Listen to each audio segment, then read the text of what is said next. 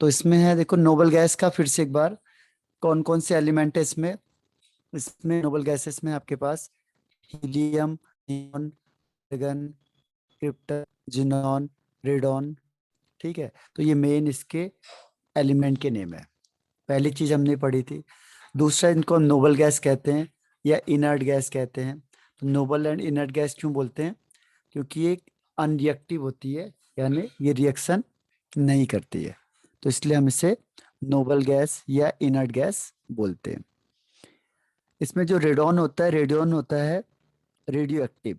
तो बनता किससे है रेडॉन? रेडियम है जो आपका, रेडियम में न्यूक्लियर रिएक्शन होती है और ये अपने आप डिसइंटीग्रेट होता है, इससे अल्फा पार्टिकल निकलता है। अल्फा पार्टिकल का मतलब होता है, अल्फा का मतलब 2 एटॉमिक नंबर और एटॉमिक मास 4। तो 2 और 4 माइनस हो गए, तो 88 में से 2 गया 86, और 226 में से 4 गया 222। तो ये रेडॉन है, और इससे अल्फा पार्टिकल को हम हीलियम भी कहते हैं। तो हीलियम यहाँ से रिमूव हो जाएगा। ठीक है, और ऐसे ही दूसरा है, दोनों रेडियो एक्टिव होते हैं। नेक्स्ट इसमें आता है इलेक्ट्रॉनिक कॉन्फ़िगरेशन, मैंने आपको बता दिया था। इसके अलावा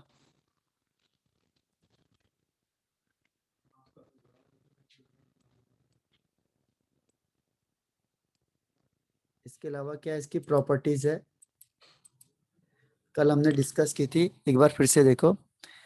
इसकी जो प्रॉपर्टी है इसमें पहला जो है आपके पास atomic number. Atomic number helium का 2, नियॉन का 10, argon 18, 36, 54 and 86। Atomic mass 4, 20, 40, 83.8 and next one is 131, 222। Electronic configuration हमने पहले डिस्कस कर लिया था। Atomic size top to bottom increase करेगा। एटॉमिक साइज में क्या होगा? टॉप टू बॉटम इंक्रीज करेगा। Helium, neon. नमस्ते, क्या कर रहे हो निधि आप? क्या कर रहे थे आप?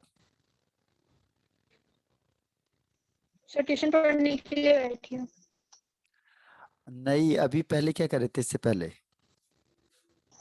सब प्रिपेयर कर रही थी ट्यूशन के लिए। अच्छा ठीक है। तो देखो, नोबल गैस में टॉप टू बॉटम क्या होता है? साइज इंक्रीज होता है। वो सब में ही होता है लगभग, ऐसे नोबल गैस में भी होता है। Top to bottom size increase होगा। इसमें ज्यादा कोई एक्सेप्शनल है नहीं। एनएसएन एंथैल्पी क्या होती है? टॉप टू बॉटम डिक्रीज होती है। तो इसमें भी क्या होगा? हीलियम, उसके बाद फिर नियॉन, फिर आर्गन, फिर क्रिप्टन, फिर जिनॉन, यानी टॉप टू बॉटम डिक्रीज हो जाएगा। सर आप ट्यूशन आई- 6:30 पे स्टार्ट करते हो क्या? हाँ, आपने कहा तो था 6:30 में ही स्टार्ट होगा, मतलब 6:30 के बाद टाइम है मेरे पास। Yes sir. सर मुझे लगा 6 पे होगा शायद। नहीं, नेक्स्ट सर देखो। हमारे एग्जाम खत्म हो गए ना इसीलिए। अच्छा, तो कल से कर देंगे हम 6 के। Yes sir. अब देखो, इलेक्ट्रॉन गेन एंथैल्पी किसे कहते हैं? इलेक्ट्रॉन गेन एंथैल्पी मतलब होता है इलेक्ट्रॉन को ऐड करने के लिए जितने जितनी एनर्जी रिलीज होती है। तो ये सबसे ज्यादा किसकी हो गई? नियॉन की। इन नियॉन की सबसे ज्यादा हो गई। फिर लगभग आर्गन है और क्रिप्टन, दोनों बराबर हो गए। आर्गन क्रिप्टन बराबर है। फिर जिनॉन, और फिर रेडॉन। और सबसे कम किसकी हो जाएगी? हीलियम की, क्योंकि छोटा साइज है तो ये इलेक्ट्रॉन को एक्सेप्ट नहीं कर सकता, क्योंकि फुली फिल्ड होता है। ठीक है, तो इसकी इलेक्ट्रॉन की एक्सेप्ट करने की टेंडेंसी सबसे कम हो जाएगी हीलियम की। तो हीलियम नंबर लास्ट में पहुंच जाएगा। जनरली टॉप टू बॉटम क्या होती है? डिक्रीज होती है, लेकिन हीलियम का छोटा साइज की वजह से सबसे लास्ट में पहुंच जाएगा, बाकी का सीक्वेंस सेम रहेगा। ठीक है, जिनॉन, रेडॉन और लास्ट में हीलियम। तो ये electron gain enthalpy. Density top to bottom increase होती है, ये तो फिक्स होता है। डेंसिटी किसी की भी होगी, टॉप टू बॉटम इंक्रीज होता है। रीजन सबका सेम होता है, argon, krypton, xenon and radon. ठीक है, तो ये टॉप टू बॉटम क्या होगा, इंक्रीज होगा। तो density top to bottom increase होती है। इसके बाद है melting point and boiling point. तो ये भी लगभग क्या होता है, टॉप टू बॉटम इंक्रीज होता है।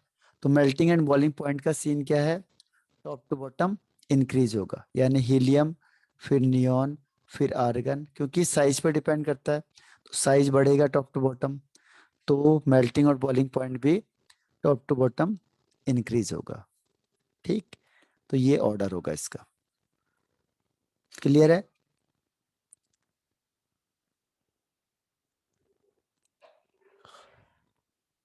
तो यहां तक ये प्रॉपर्टीज फिनिश होती है। रीजन इसके वही हैं जो पहले ही मैंने आपको बताए हैं, सबके साथ रीजन वही चलेगा जो मैंने 15 में बताया, 16 में भी वही रीजन है, 17 में भी वही रीजन है, ठीक है, 18 में भी वही रीजन है। अब इसके बाद है ये सब हो गया इलेक्ट्रॉनिक कॉन्फ़िगरेशन। देखो इसमें क्वेश्चन है, noble guys have very low boiling point, उनका बॉइलिंग पॉइंट लो कम क्यों होता है? तो उसका आंसर क्या है कि इसके बीच में वीक फोर्स ऑफ अट्रैक्शन होता है और उसका नाम है वैंडरवॉल फोर्स या डिस्पर्सन फोर्स, जो सबसे वीकेस्ट होता है। इसमें जो फोर्स होता है वो सबसे वीक होता है, डिस्पर्सन फोर्स, लंदन फोर्स या वैंडरवॉल फोर्स। और वैंडरवॉल फोर्स वीक होने की वजह से क्या होगा, इसका मेल्टिंग और बॉइलिंग पॉइंट कम हो जाता है, लो हो जाता है, क्योंकि इजिली टूट जाएगा ये। फिर मैंने इसकी केमिकल प्रॉपर्टीज बताई थी कि जो केमिकल प्रॉपर्टीज में माना जाता है कि नोबल गैसेस लीस्ट रिएक्टिव होते हैं या अनरिएक्टिव होते हैं, तो ये पहले तक यही चलता था। ठीक है, उसका रीजन क्या था, एक तो फुली फिल्ड होते हैं और इसका हाई आयनाइजेशन एंथैल्पी होता है और पॉजिटिव इलेक्ट्रॉन गेन एंथैल्पी होता है, इसीलिए ये अनरिएक्टिव होते हैं। देखो अनरिएक्टिव का रीजन क्या है, ये रिएक्शन नहीं करेंगे। इसका रीजन क्या है कि एक तो फुली फिल्ड होते हैं और दूसरा high ionisation enthalpy and positive electron gain enthalpy, यानी इलेक्ट्रॉन गेन एंथैल्पी की वैल्यू पॉजिटिव होती है, इलेक्ट्रॉन आयोनाइजेशन एंथैल्पी हाई होती है। और तीसरा क्या था, फुली फिल्ड होते हैं, कंप्लीटली फिल्ड होते हैं, तो इसीलिए क्या होगा, ये अनरिएक्टिव होते थे। लेकिन मैंने आपको बताया था कल कि नील बार्टलेट एक साइंटिस्ट था, वो एक एक्सपेरिमेंट कर रहा था। ठीक है, एक एक्सपेरिमेंट कर रहा था, कौन, नील्स बार्टलेट। तो उसने एक एक्सपेरिमेंट में क्या देखा कि उसने एक्सपेरिमेंट जो किया, उसने किया ऑक्सीजन को कंबाइन कराया PtF6 के साथ।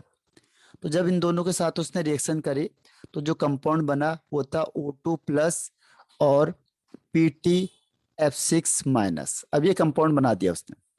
ठीक है, अब उसने यहाँ पे चेक किया कि जो इलेक्ट्रॉन, ये ऑक्सीजन है, इसकी जो आयनाइजेशन एनर्जी है वो कितनी है, 1175 किलो जूल पर मोल।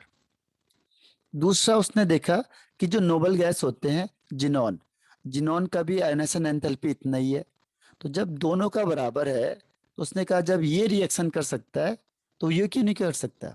ठीक है, जब ऑक्सीजन रिएक्शन कर सकता है तो जिनॉन क्यों नहीं कर सकता? फिर उसने क्या किया, जिनॉन के साथ भी रिएक्शन करी। फिर उसने कहा चलो इसको भी देखते हैं एक्सपेरिमेंट करके क्या होता है। तो फिर वो जिनॉन को उठा के लाया, फिर उसने उसी कंपाउंड के साथ रिएक्शन कर दी PtF6 के साथ। तो देखा उसने कि सेम कंपाउंड बन गया, FXCF प्लस और PT6 माइनस का, तो कंपाउंड बन गया, इसका मतलब ये तो रिएक्शन कर गया। तब वहां से लोगों का बिलीव हुआ कि जो नोबल गैस है वो भी रिएक्शन कर सकता है। तो फिर यहाँ से कई कंपाउंड इसके बनने स्टार्ट हो गए। अब एकमात्र जिनॉन को छोड़ के, देखो जिनॉन होता है नोबल गैस है फिर भी रिएक्शन करता है, इसका रीजन क्या है, एक तो इसका साइज बड़ा होता है और दूसरा इसकी आयनाइजेशन एंथैल्पी लो होती है। ठीक है, इसीलिए ये रिएक्शन कर सकता है। इसके अलावा एकमात्र क्रिप्टन है जो कंपाउंड बनाता है, तो क्रिप्टन होता है KrF2 बस, इसके अलावा कुछ नहीं बनता है औरों के अलावा। ठीक है, जिनॉन सारे कंपाउंड बनाता है। और रेडॉन क्या है, रेडियो एक्टिव होता है, तो वो रिएक्शन नहीं करता। तो यहां से अब जिनॉन के मेथड ऑफ प्रिपरेशन को स्टार्ट किया। ठीक है, तो जिनॉन के लिए मेथड ऑफ प्रिपरेशन में पहला था जिनॉन फ्लोरीन कंपाउंड। तो इसमें क्या है, इसमें जिनॉन फ्लोरीन वाले में जिनॉन फ्लोरीन के साथ रिएक्शन करेगा अगर, और दोनों का वेट लगभग सेम है, तो ये बनता है XCF2। ठीक है, दोनों लगभग सेम है, या फिर ये एक्सेस में, जिनॉन एक्सेस में, तो फिर बनेगा XCF2। अगर आपने जिनॉन और F2 को मिलाया और 1:5 कर दिया, दोनों का रेशियो, ठीक है, टेम्परेचर 873 केल्विन और 7 बार, तो ये किस में चेंज हो जाएगा, XeF4 में। अब F की क्वांटिटी बढ़ गई। ठीक है, जैसे आपने परसेंटेज बढ़ाया किसका, फ्लोरीन का, वैसे ही बन गया XeF4। फिर आपने क्या किया, रिएक्शन को और चेंज कर दिया और रेशियो बढ़ा दिया, तो फ्लोरीन की रेशियो को कर दिया 1:20। तो जैसे 20 किया फ्लोरीन, इसका 1 है, तो क्या हुआ, इसकी क्वांटिटी और बढ़ गई, XCF6 हो गया। ठीक है, इसमें टेम्परेचर 573 केल्विन और प्रेशर 60 to 70 बार प्रेशर, बन गया XCF6। तो कहता है इसको बनाने का एक और मेथड हमारे पास, वो है XCF4 प्लस O2F2। तो क्या होगा, O2 यहाँ से निकलेगा और F4 और F2 आपस में कंबाइंड हो जाएंगे, तो ये बन जाएगा XCF6 और O2 बाहर हो जाएगा। तो ये भी है इसको मेथड बनाने का। तो इसमें बहुत सारे कंपाउंड बनने स्टार्ट हो गए। ठीक है, अब क्या कहता है वो, कि अगर आपने XCF2 को हाइड्रोलाइज किया तो क्या क्या मिलेगा, हाइड्रोलाइज का मतलब रिएक्शन विद वाटर। जैसे आपने इसको वाटर में डिसॉल्व किया तो आपको क्या मिलेगा, जिनॉन, हाइड्रोजन फ्लोराइड और ऑक्सीजन, 3 तरीके से टूट जाएगा। O से ऑक्सीजन, H से HF बन जाएगा और जिनॉन यहाँ से बाहर हो जाएगा। तो जिनॉन बाहर हो गया, हाइड्रोजन फ्लोरीन आपस में मिक्स हो गए, ऑक्सीजन को भी इन्होंने बाहर कर दिया। ठीक है, तो ये हाइड्रोलाइसिस ऑफ XCF2। इसके बाद है, इसके स्ट्रक्चर को भी पूछा जाता है, वो हम अभी डिस्कस करेंगे लास्ट में, स्ट्रक्चर वगैरह भी आते हैं इसमें।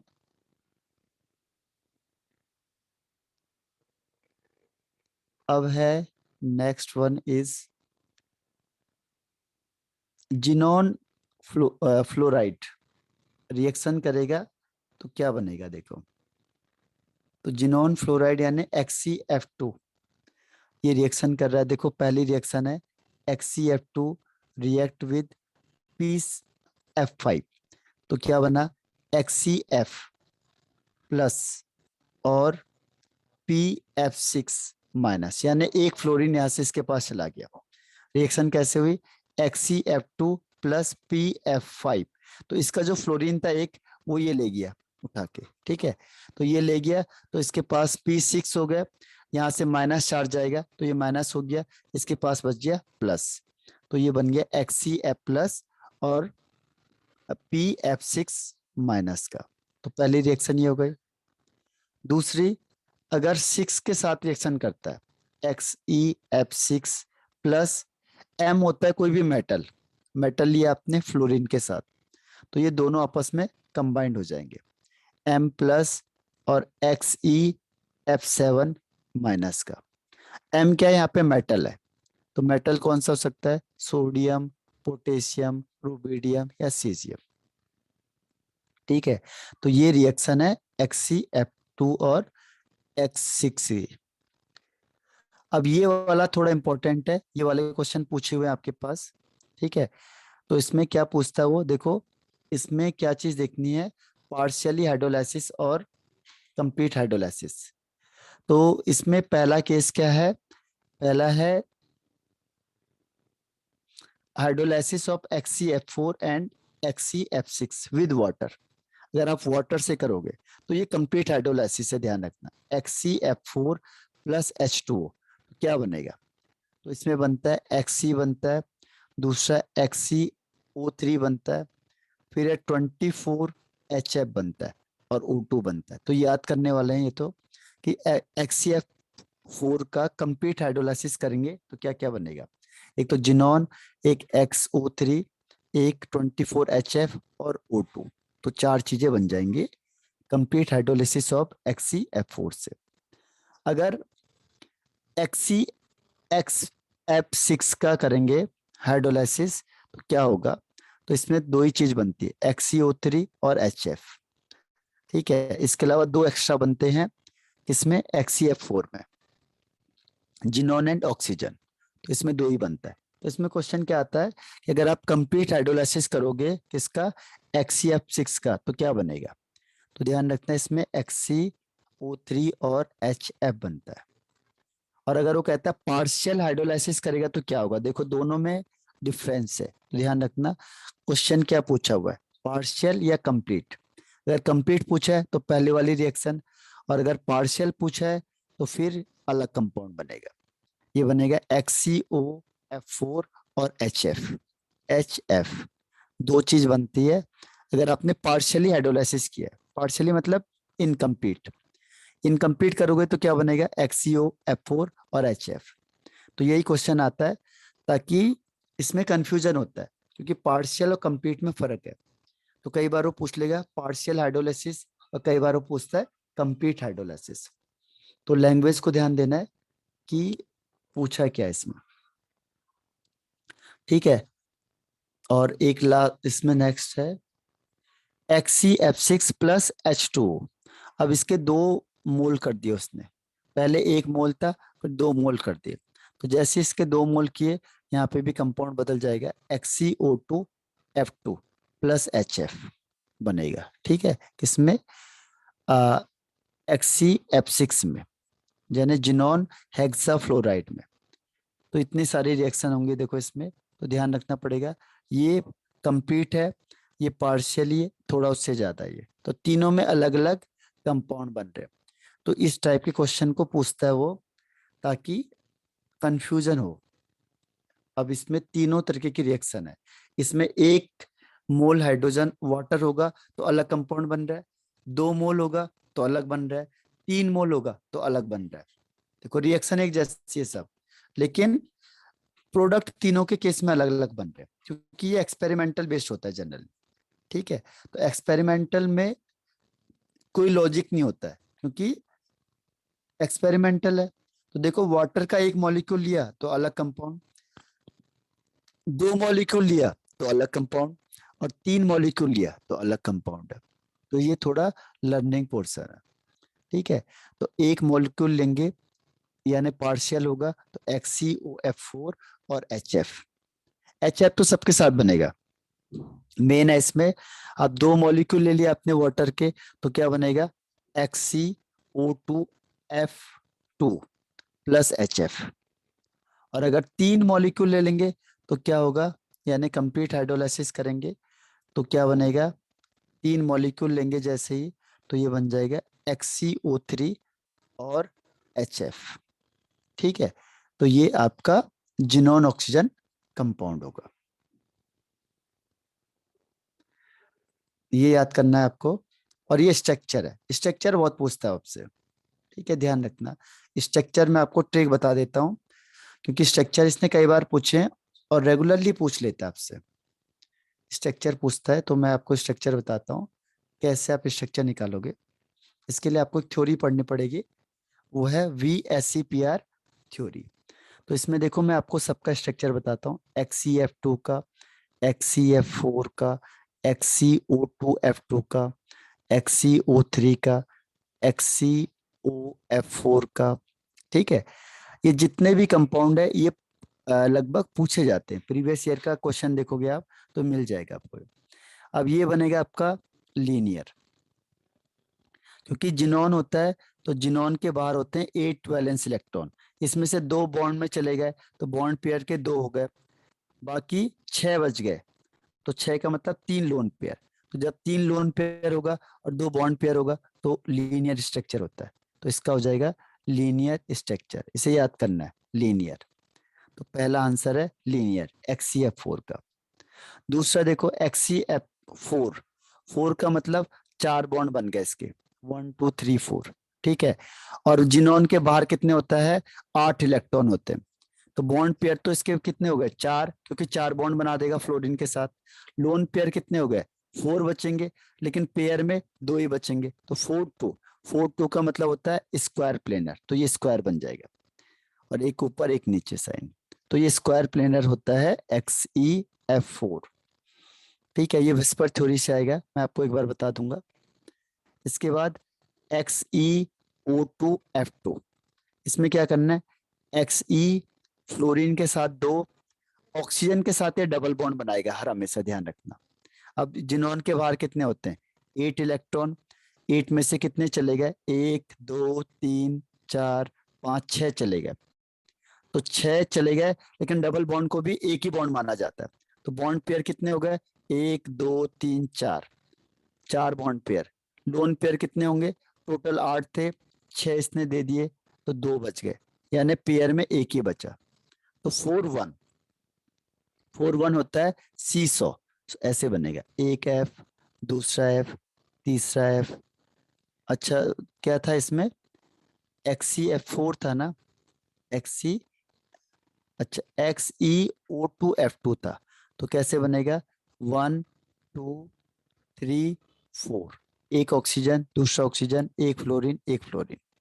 ठीक है, ये बनेगा आपका 4, और एक लोन पेयर, सॉरी इसको C100 ही बनाना था, Xe 1 2 3 4, और एक लोन पेयर, इसमें C100 बनता है। ध्यान रखना, अगर 4 bond pair and 1 lone pair, तो ये बनेगा आपका C100, इसे कहते हैं C100। ये विस्पर थ्योरी में जाओगे आप तो सब कुछ आ जाएगा। ऐसी डबल बॉन्ड के साथ, ऑक्सीजन के साथ हर हमेशा ध्यान रखना डबल बॉन्ड बनाएगा, जैसे मैंने कहा XeO2F2। ठीक है, तो ये तो हमने कर ही दिया था अभी। इसके अलावा XeO3 है सपोज, तो क्या करोगे आप, तीनों डबल बॉन्ड बना दो, जब भी ऑक्सीजन होगा तो सारे डबल बॉन्ड बना लें। अब जिनोन के बाहर होते हैं 8 इलेक्ट्रॉन, इसमें से 6 चलेगा, देखो तो कितने बच गए, 2, तो लोन पेयर हो गया 1, लेकिन बॉन्ड पेयर 6 नहीं होगा, डबल बॉन्ड को एक ही माना जाता है, तो 3 डबल बॉन्ड है, यानी 3 बॉन्ड पेयर और एक लोन पेयर, तो इसे कहते हैं पिरामिडल। एक लोन पेयर और इधर बॉन्ड पेयर, 1 2 3, तो ये हो गया आपका पिरामिडल। ठीक है, तो ये पिरामिडल स्ट्रक्चर बनेगा। इसके अलावा कौन सा था, एक और है इसमें, XeOF4, तो इसमें क्या करना है, Xe 1 2 3 4, और एक डबल बॉन्ड, तो यहाँ पे ऑक्सीजन के बाहर में, सॉरी जिनोन के बाहर है 8 इलेक्ट्रॉन, इसमें से 6 चले गए, देखो 1 1 2 3 4 5 6 चले गए, कितने बच गए, 2, 2 का मतलब एक लोन पेयर इसके पास बचेगा। और बॉन्ड पेयर कितने होंगे, बॉन्ड पेयर हो गए 5, 1 2 3 4, और ये 5, डबल बॉन्ड को भी एक ही माना जाता है, तो 5 बॉन्ड पेयर और एक लोन पेयर, तो इसका बनता है स्क्वायर पिरामिडल, 1 2 3 4, और डबल बॉन्ड ऊपर और एक लोन पेयर नीचे। ठीक है, तो ये बन गया आपका स्क्वायर पिरामिडल, स्क्वायर पिरामिडल। तो ये स्ट्रक्चर याद करना है आप लोगों ने, क्योंकि ये क्वेश्चन पूछ लेता है वो। ठीक है, तो ये स्ट्रक्चर हो गया, तो ये आपका चैप्टर भी फिनिश हो गया, पूरा चैप्टर फिनिश हो गया। थोड़ा देख लेते हैं, एक आध क्वेश्चन पे कुछ चीज है इसमें, यूजेस को भी देख लेना, इसमें यूजेस भी पूछ लेता है इससे। ठीक है, यूजेस में देखो, हीलियम का क्या रोल है, हाँ क्या कह रहे हो, सर इसके क्वेश्चंस आपने भेज रखे हैं क्या? क्वेश्चन शायद नहीं भेजे हैं, तो मैं अभी भेज देता हूँ। ठीक है, आप अभी करो, और फिर जो क्वेश्चन नहीं आएगा उससे मुझे पूछना। यस ठीक सर। है, और मैंने आपको CBSE का भेज दिया ना क्वेश्चन, भेजे हैं आपको, सर देखा इस chapter के है, अभी बुक भेजी थी आपको मैंने पूरी, सर इस चैप्टर के नहीं पूरा, आप देखो अभी ओसवाल के नाम से, ओसवाल सीबीएसई, उसमें क्या है, जिस टाइप के क्वेश्चन आपके बोर्ड में पूछे जाएंगे वो मैंने उसमें डाल दिए। सारी पॉसिबिलिटी वाले क्वेश्चन मैंने उसमें डाल दिए। ठीक, आया समझ में?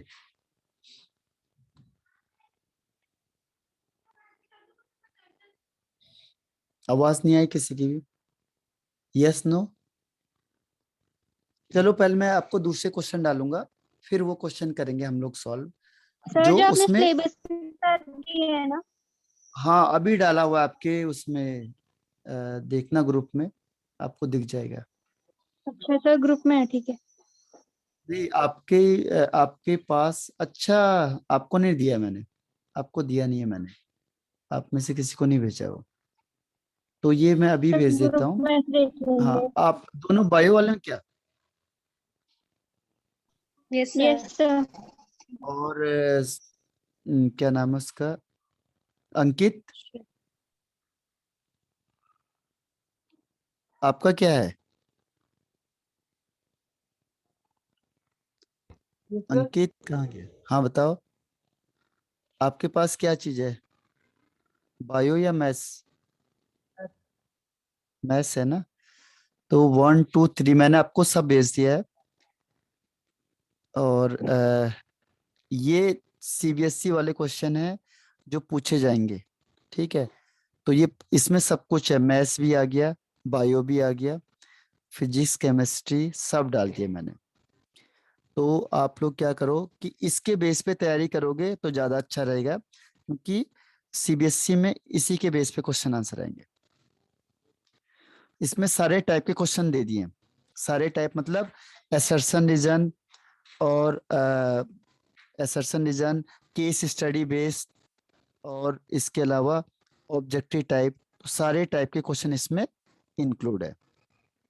ठीक है, तो ये मैंने सबको भेज दिए, तुम तीनों को भेज दिए, अब देख सकते हो इसमें दिख गए होंगे आपको, है ना? Yes sir. हाँ तो ये यस आपके सर, पास क्वेश्चन दे दिया मैंने, आ गए ना? मुझे तो इस टाइप के क्वेश्चन आएंगे आपकी बार, तो आपको इस तरीके से प्रिपेयर रहना है, और ये सारे क्वेश्चन हम सॉल्व करेंगे, सारे क्वेश्चन। आप बताओ इसमें कोई दिक्कत है?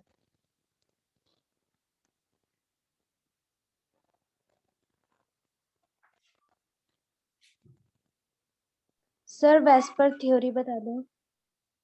अच्छा चलो इसी को बता देता हूँ मैं, वेस्पर थ्योरी को बता देता हूँ। एक काम करो, टाइम खत्म हो रहा है, तो वेस्पर थ्योरी के लिए अलग से मीटिंग कर देता हूँ मैं, ठीक है?